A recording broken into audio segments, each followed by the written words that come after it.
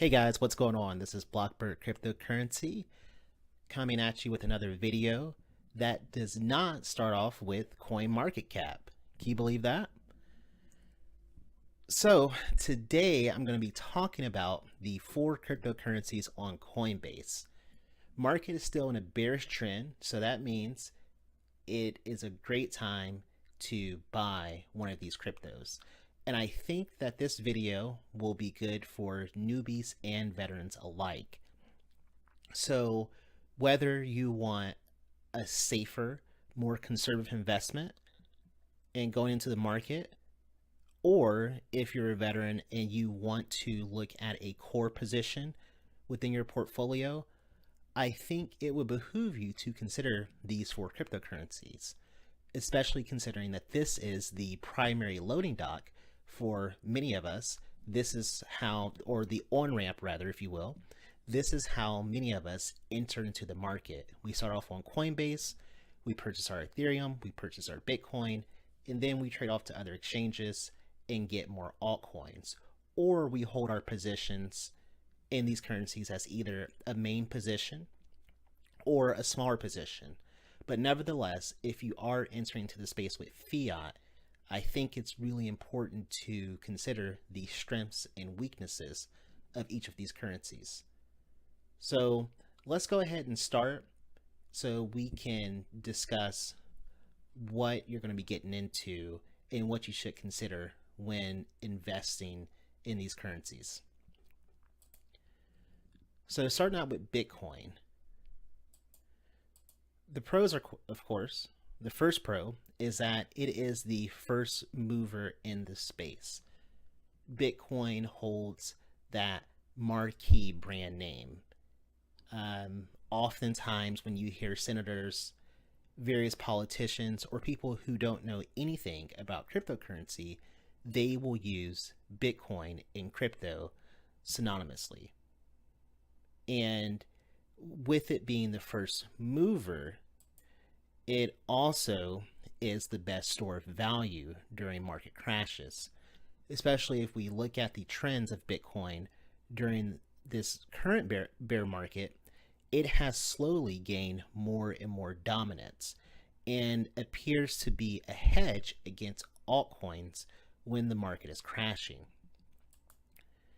And then finally, Bitcoin has an excellent pool of talent that is currently doing high level development, whether that be implementations with the Lightning Network, making SegWit more efficient and increasing adoption.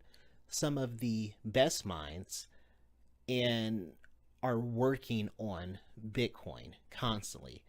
And Bitcoin, at least blockchain, or the organization that's affiliated with BTC, keep in mind, BTC does not have a public face per se, but there are various organizations that are heavily invested in Bitcoin, and they have a lot of capital to push the technology forward. So now let's go over the cons. Well, with it being the first mover, it is of course a generation 1 blockchain. And with it being a generation 1 blockchain, it comes with a series of unique challenges, whether that is the block being bogged down and transactions taking hours to go through, or of course the high fees. Bitcoin, of course, is a proof of work cryptocurrency that is ran, or the system is operated by miners, and oftentimes during network congestion, the fees can get particularly high. And finally, wallet centralization. Bitcoin, despite its reputation, if you will, for being decentralized, actually in many respects is very centralized. And in fact, I have heard about this for a while, but recently Crypto Misfits, you should check that channel out, they posted a video discussing the number of wallets and the percentage of centralization. And in fact, sometimes it seems at least these wallets are up to funny business. And when you think about a decentralized space, and if the majority of cryptocurrency is held by a few investors, you have essentially moved into a trust system as opposed to a trustless system. You are hoping that these large holders wouldn't do anything to manipulate the market. So those are the cons of Bitcoins, and that's something to consider as you do invest in BTC. With that being said, I am still a huge fan of BTC, and I think it is immensely important. And what it does well. As I've said in previous videos, it is a one-trick pony. But that's all it needs to be, so long as it is reliable and unhackable, and it gets the job done. So those are some things to think about before you buy into BTC. So let's move on to Ethereum. Okay, so the pros of Ethereum is that it is a Generation 2 blockchain. While Ethereum is also a proof of work blockchain, it also has a platform that handles smart contracts. And these smart contracts are what fuel our dynamic ICO ecosystem. In fact, it is the primary platform for ICOs. If you were to go on CoinMarketCap and you were to look at the, I think, 1,600 plus currencies that we're at now, the vast majority of those cryptocurrencies are going to be running off of the Ethereum platform. So in many regards, Ethereum is the cornerstone for a large percentage of the market. Whereas I think Bitcoin, if it goes down, the whole market goes down. Ethereum, if it were to go down, pretty much 90+% of ICOs would be vulnerable. So there are so many projects that rely on Ethereum, which naturally, with the rise of tokens and ICOs, one could be particularly bullish on that. And Vitalik. So for those of you who do not know Vitalik Buterin, he is one of the co-creators or co-developers of Ethereum. And if you've ever heard this guy talk, you would recognize that he is a savant, essentially. He's a genius. And he started developing this Ethereum project, I believe, as a teenager. And in fact, he skipped college to go out to Silicon Valley and do research and develop this project. And he has a truly visionary mindset, and he has big plans for Ethereum, whether it be sharding or proof of stake. He is someone who knows the platform inside and out and is constantly a sophisticated public voice for Ethereum. And I think in many regards, so long as Vitalik is behind the Ethereum platform, it can't do anything but go up, so long as you have a visionary person behind a project. It's sort of like Apple and Steve Jobs. Think Apple was struggling for many years after Steve Jobs left, but when he came back and brought that vision, well, the rest is history. The iPod and then the iPhone and so forth. But it takes, for a project to really go to that next level, it truly does take that type of mindset, that intense visionary mindset. Okay, so let's discuss the cons of Ethereum. Well, while it has an advantage over Bitcoin of being a Generation 2.0 blockchain, the con, in fact, is that it's a Generation 2.0 blockchain. For those of you who remember the recent December bonanza when the whole market was mooning, there was this platform called CryptoKitties that was, or I'm sorry, this game called CryptoKitties that was running on the Ethereum platform, and it really bogged the network down. So the limitations of Ethereum, I think, at that moment were presented when transactions were taking days to go through because of these CryptoKitties, and it could only handle so many transactions per minute. And in light of that, we've seen many ICOs pop up that have yet to develop a comparable platform, maybe Neo, but these platforms promise transactions of thousands of transactions per minute and able to do far more than what Ethereum can do with its platform system and its dApp system, its decentralized apps.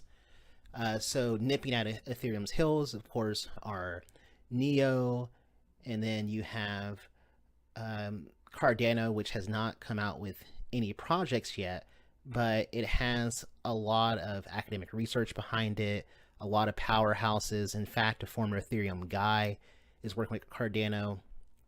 Did I say EOS? You have EOS, which is going to be able to process thousands of transactions per second. So while Ethereum is the primary mover in the ICO space, it is still highly vulnerable, which brings me to that. The primary mover in the ICO space. So many of you know that Congress and the SEC and world leaders have been meeting about cryptocurrency, and a subject that constantly comes up is, well, ICOs. And it seems as though the general sentiment is that they support cryptocurrencies, but they are very suspicious of ICOs. And there are a lot of scammy ICOs out there, and there could be a potential crackdown on ICOs.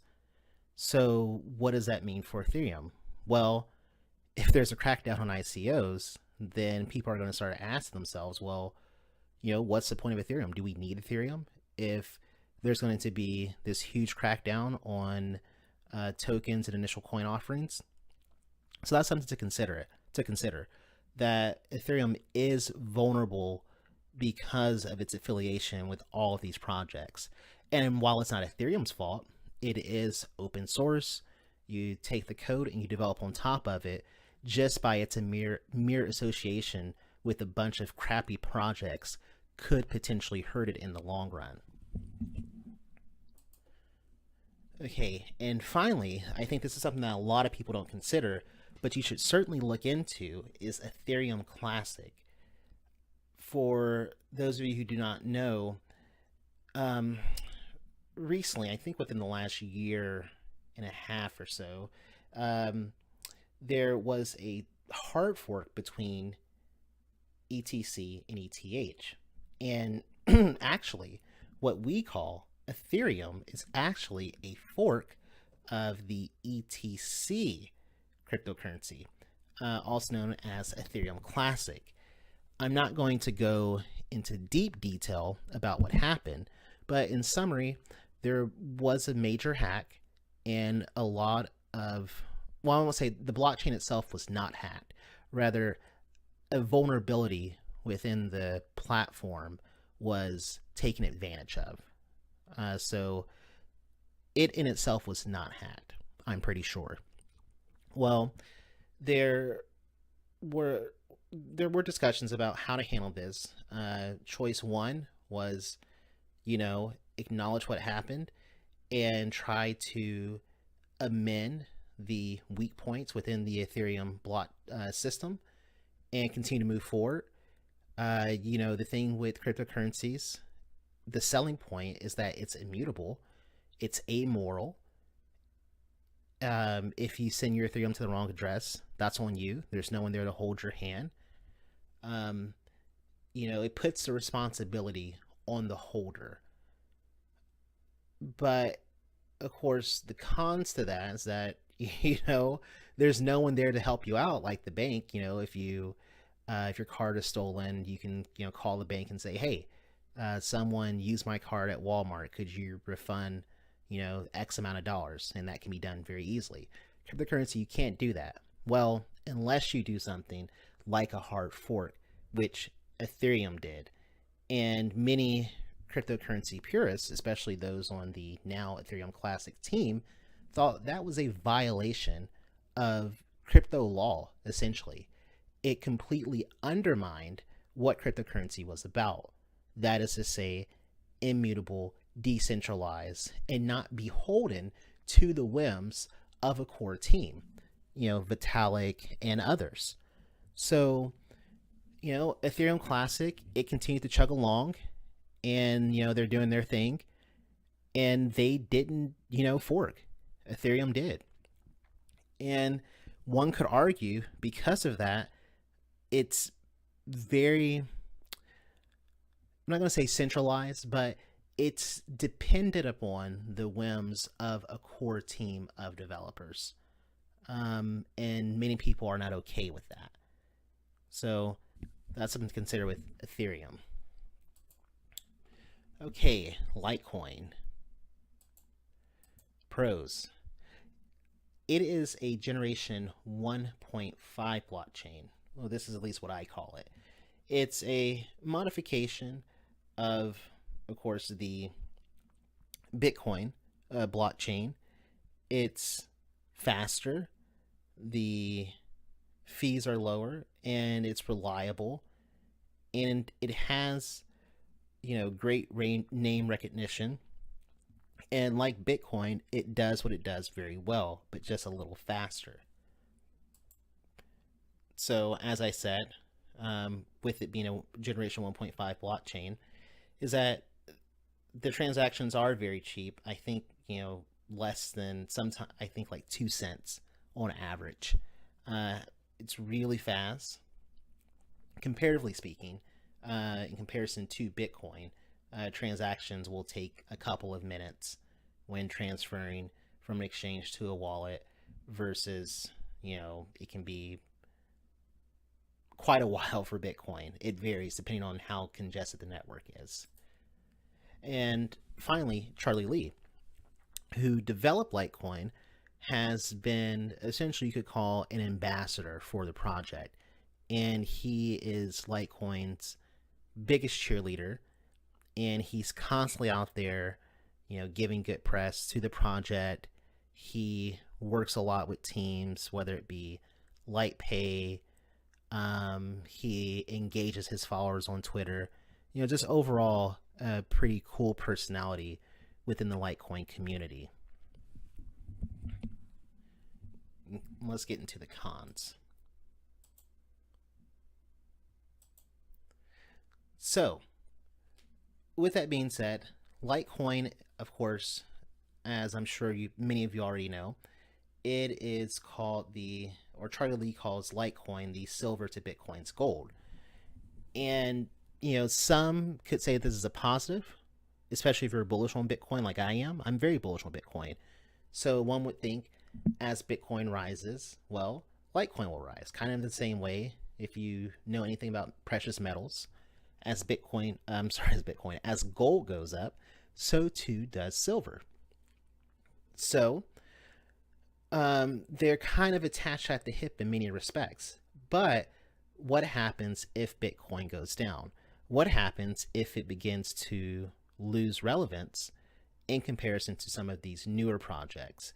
Then that may leave Litecoin vulnerable to the fate of Bitcoin. So that's something to consider. Cons. Like Bitcoin, there is a lot of concentrated wealth in the top 100 wallets. I believe they owned over 50% of the total supply. So that's definitely a ding, especially when we want to emphasize decentralization. And while Charlie Lee is a pro, he's also a con. During the most recent market run-up, Charlie Lee famously sold his Litecoin at an all-time high of approximately $375. And he said his reason for doing that, selling all of his holdings of Litecoin, was that he wanted to eliminate any type of conflict of interest. So being a cheerleader for Litecoin, he didn't want to appear as though he were shilling the project. With that being said, it actually, I think, hurt or damaged investor confidence in the project when the founder or the developer of the project has completely, let go of his holdings. Some people thought that, well, maybe this is not a good sign for Litecoin. Though I think in the long run, it actually is a good thing, where you see a guy who's dedicated to a project and he doesn't even hold it, and he's still out there, he's working with people. And I think that says a lot about his commitment. With that being said, some would argue that Litecoin may be a little too dependent on Charlie Lee, since he is such a prominent face of the project. Okay, let's move on to Bitcoin Cash. Pros. It is the most successful Bitcoin fork. Of course, Bitcoin has had many forks, from Bitcoin Cash, Bitcoin Gold, Bitcoin Diamond, Bitcoin Z, and so forth. I think there are over 20 forks of Bitcoin. So Bitcoin Cash is the most prominent and the most successful Bitcoin fork, and is, of course, a top 5 cryptocurrency, which also makes it a great hedge against bearish market. Well, maybe makes it a great hedge, actually. We'll get into that. Okay, so also, Bitcoin Cash has lower fees than Bitcoin, significantly lower, and the blockchain is not nearly as congested, and transactions move faster. I would call this a pro. Some people would call this a con. It has lost the most percentage-wise of the top 5 coins from its all-time high, 376%. It's down 376% from its all-time high, which was, I believe, $4,300 some odd dollars. So if it were to reach its all-time high again of these 4 currencies, it has the most room to grow. Not in terms of market cap. The smallest market cap of the 4, of course, is Litecoin. But the coin that is down the most from its all-time high would be Bitcoin Cash. Though there is one caveat to that. There was a lot of FOMO when it went up to 4,000 some odd dollars. It was on the day that Coinbase announced they were carrying Bitcoin Cash, and there was this huge fiasco, and there was a scandal, and there were accusations of insider trading, and that price may not be revisited in the short term. It was very unusual and out of the norm. But I see this as a pro if you want to look at this as a purely speculative investment. Okay, now let's talk about Bitcoin Cash's cons. Well, the first one, I think that actually puts a lot of people off about Bitcoin Cash, is that it is antagonistic to Bitcoin. Many of the people who are affiliated with Bitcoin Cash essentially want to usurp Bitcoin, and they call their project the true Bitcoin.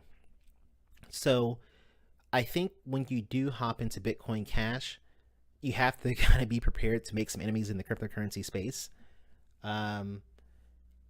So, some people say that, this project essentially doesn't want to, I don't think it's speculation, they want to take down BTC. And you have to wonder, what are the implications for the market as a whole? As we know, when Bitcoin goes down, the entire market goes down with it. Would BCH take its place, or would it take the entire market down with it and taking down BTC? Excuse me. Roger Ver. Going back to these characters in the BCAS space, um, Roger Ver has been particularly critical of Bitcoin. In the process, he has made a lot of enemies, and he is the public face of Bitcoin Cash.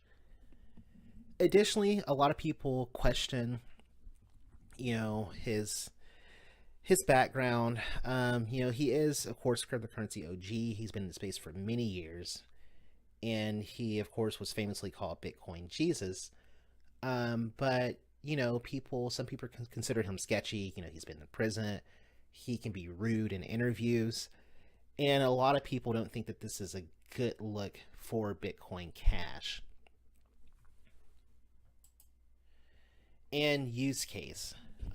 Many people would argue that if you want a faster, cheaper version of Bitcoin, well, there's Litecoin. What's the use case for Bitcoin Cash? Pretty much what Bitcoin Cash can do, Litecoin can do, and it's been doing for much longer. So that's something else to consider with Bitcoin Cash. So, conclusion. Um, I can't say that one investment is better than the other, but I can say that each one will give you a unique advantage. I think if you were to enter the market with your fiat and purchase Bitcoin, it may be the least volatile of the four cryptocurrencies in terms of being a store of value. However, if I remember correctly, during a recent market crash, Litecoin actually, I think, held out the most in terms of value. But as a long term hedge, Bitcoin may be your best investment. And in fact, it is not uncommon for many investors to have Bitcoin as their primary holding. And it is the first mover. It does have market dominance. And there's a high likelihood that it's going to be here for the long haul. And with Ethereum, of course, the ICO space almost doesn't operate without Ethereum. So you could be particularly bullish in Ethereum in that regards. Additionally, it has reached an all-time high of almost $1,500, and last I checked, it was trading around 600.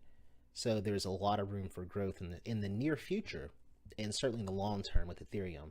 But you have to remember that it is vulnerable to ICO crackdowns.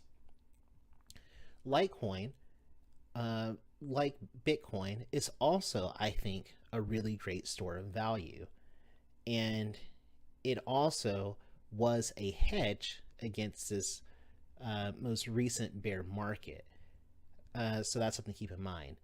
It does have lower fees than Bitcoin, and of these four currencies, it has the most amount of room to grow, as it is the smallest in market cap. While it is not down as much as Bitcoin Cash from its all-time highs, on a pure basis of market cap, it has the most room to grow. And as Charlie Lee likes to say, there more than likely will be a flattening. You should look that up, the flattening. Especially, I'm sure a lot of you guys know this, but some of you don't, but it's pretty funny. And finally, with Bitcoin Cash. Bitcoin Cash, like I said, it's a fork of Bitcoin. It is the most successful fork. And importantly, it has reached an all-time high of over $4,000, and it is currently trading in the $800-900 range. So one could possibly quadruple their money in the near term. While that's not guaranteed, it certainly is a possibility, especially if we go on a small bull run. Not a small, but a coming bull run. So that's it, guys. I hope you enjoyed this. I hope it was educational for you. Let me know what you think in the comments. Which coin are you looking at? Are you looking at the most? Are you looking at the most closely? I have one that I'm kind of honed in on. I think you've probably heard me talk about Litecoin, but I want to go down a little bit more. I still think it may be slightly overvalued at this point. I think long term, of course, I mean, I think it could be a four-figure coin easily. Same with Ethereum. It has been a four-figure coin before. I'm looking at Bcash on a speculative basis, but I kind of have mixed feelings about that. But I don't want to bias your opinion. But let me know what you think in the comments. And thank you for tuning in, and I'll talk to you guys later. And if you like this video, be sure to like and subscribe. And if you want more updates, also be sure to hit the bell. Okay, guys, I'll talk to you later. Bye.